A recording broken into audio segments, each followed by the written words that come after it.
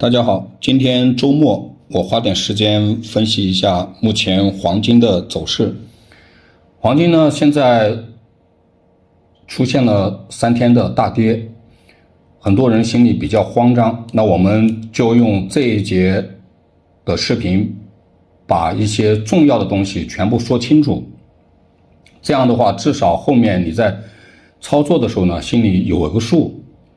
本章节的内容呢是非常重要的，它的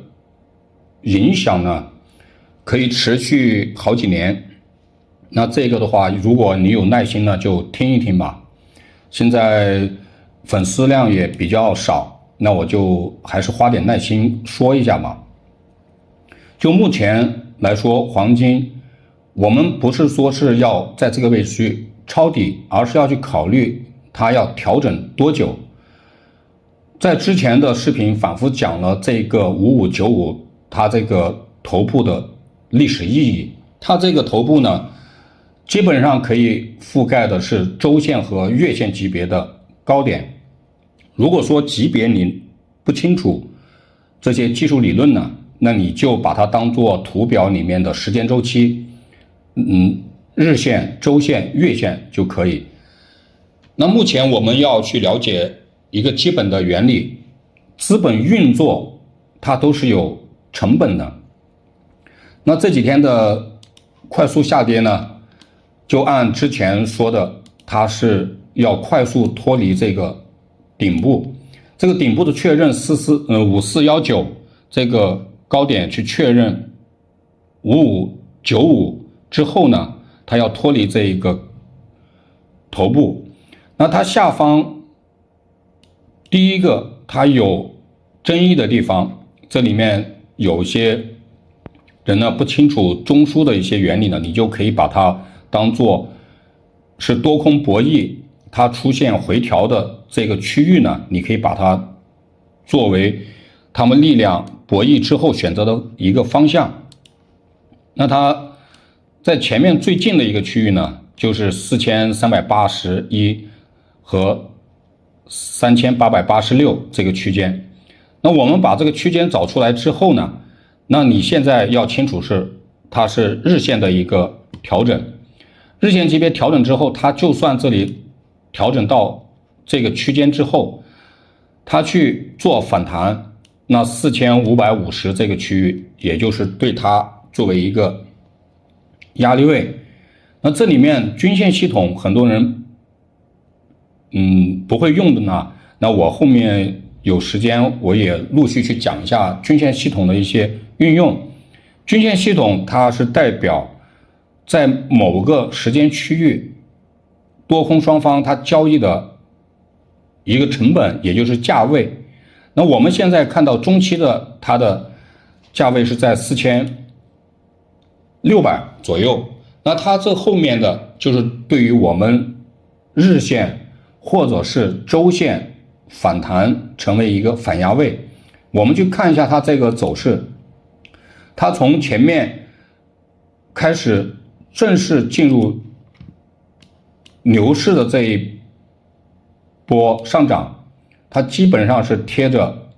这个绿色的这条均线，这条均线它构成整个上升它的一条趋势线，也可以认为是趋势均线。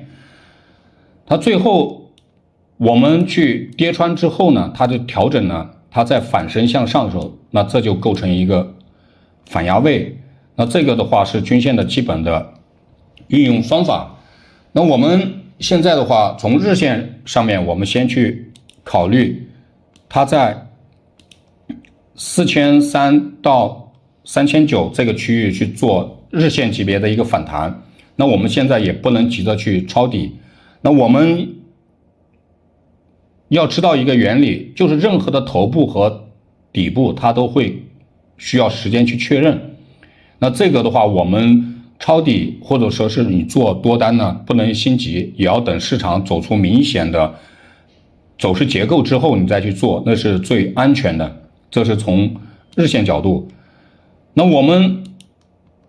从日线看的呢，那你来说的话，这个区域是不是一个最终的调整的一个区间呢？并不是啊。那我们要知道黄金它并不是说是一个小型资本它可以去运作的一个品种，它是国际的投行、国际的资本还有各大央行他们去运作，作为资产配置各方面的一个因素，导致它的走势它是大级别的一个走势行情。那我们去看一下周线啊，就是我们把 K 线打出来，最简单的，你比如说是你5595这个调整，你回到4300或者是4000这个整数关口的时候，它的级别只是一个日线级别，也就是周线只回跌了一笔。这个一笔呢，你对于笔的划分，你可以用一波走势，它这个是只是一波走势，它反身再去确认的时候呢，那我们看到日线的话，也就是4550到4600，又正是它的一个阻力位，对吧？那我们最终来讲的话，它就是要去逐步去扩展的，也就是从日线扩展到周线，你最终的它的目标位应该是下面这一个目标位，也就是3400到3300之间的这一个中枢。中枢你不能理解呢，也就是可以简单一点说是多空双方博弈。其实你这一波上涨它的加速呢，就是从这个区间双方博弈之后，多头占优之后快速拉升的一波，那最终回跌确认的还是应该去确认这个区间。那这个时间的跨度呢，那我们等下在周线到月线去看吧。也就是我想说的就是什么，你从资本的角度去考虑你的级别，你不能用分钟级别去考虑它的资本运作，你要考虑它从周线或者月线，也就是什么空间打出来之后，资本是逐利的，资本它是有成本的，它要做什么样的行情之后呢，它要用什么样的时间去做这些行情呢？那是我们要换一个角度去考虑的问题。也就是你目前你从5595你调整到这里4200或者4000，你再反身向上，我是不认为会这样去走的。它这个时间跨度，我们在月线去看一下啊，就整个月线，你历史上的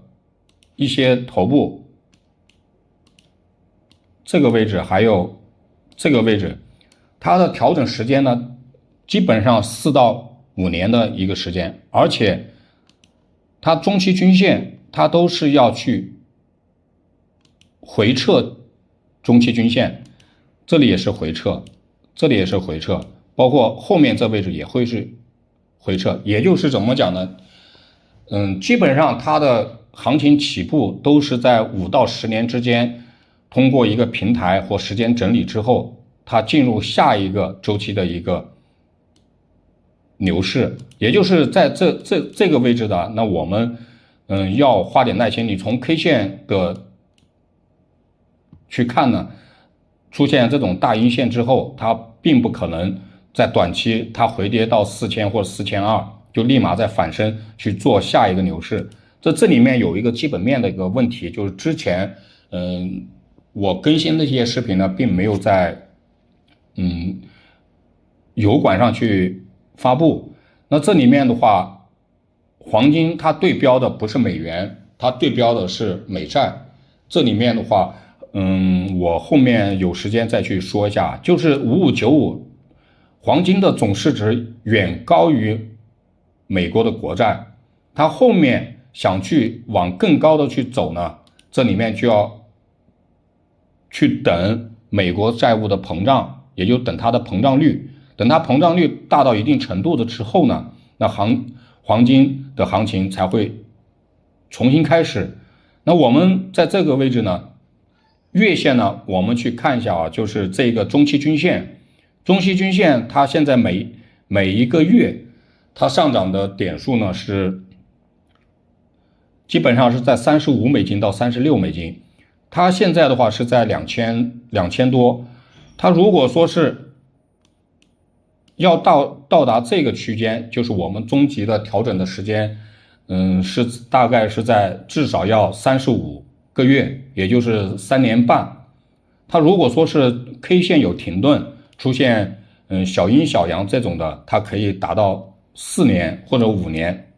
这都是可以的。就是怎么讲呢？我们做图表分析，只是图表分析，因为怎么讲呢？你图表分析它解决不了，或者说是比较综合的去判断这个品种的时间周期和未来方向。因为我是做右侧交易的人，右侧交易的话，你就要从另外一个角度，技术图形它只是解决图表上面的一些走势结构，那我们再换一个角度，从基本面去考虑呢，那它到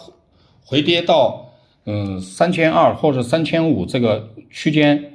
那它对标的美债它就有空间。那最终来说，你从季线图表，那它从5595回跌到3300、3400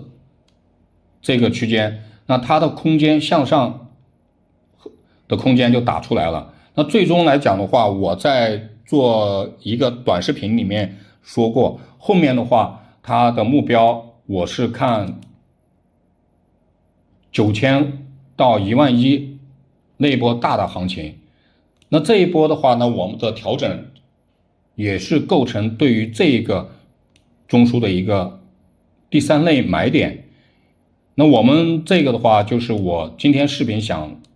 上来给大家把这些时间啊，包括目标啊，再比较细的讲了一下。因为这里面很多技术理论的东西要去说的话，视频就要讲的比较长，而且要花的精力就比较多。我本身英语又不是很好，尤其是口语，那我还要去做剪辑和字幕的一个翻译，而且这些东西说的过于详细呢，很多人又听不懂。也就是你听一个观点，就是你从技术形态去看，你这根 K 线这么长的一个上影线，你立马回跌到这个区间之后，你从资本的角度换位思考，你从大型资本你要控盘这个黄金，它在反身向上嘛，这是不现实，对吧？它总是有一个它自身的一个发展的一个诱因吧。就是黄金你要从它的基本面，它基本面它对标的就是美债，它如果说是季线它回跌到这个区域之后，通过3到5年的时间，在这个位置形成第3类买点，最终再去往上打呢，它是对于多头来说它是有收益的，这个应该听明白了吧？那这个就是我今天想上来给各位说的一下，就是也比较事态也比较紧急啊，就是有些人想去抄底，有些人想去做反向操作的，这些我上来呢就是想把这些给大家说一下，也不要去急，每一个的顶部和底部它都是有时间的，你后面你要做级别日线的，你要去做它的反弹呢，先等这个区域，你看它是做日线级别的一个反弹呢，还是周线的？它如果做周线的一个反弹呢，那它进而你后面它的级别就可以很明白的，你季线做一个反弹，你不过5595的高点，那它进而会去演化成周线级别的调整，也就是月线，它至少回跌一笔走势。那这个就是我们后面看市场的演化，好吧？那今天的视频就先做到这里。如果说有些听不明白，或者有些什么问题呢，可以在下面留言啊，我都会去回复的。那好吧，今天视频就做到这儿吧。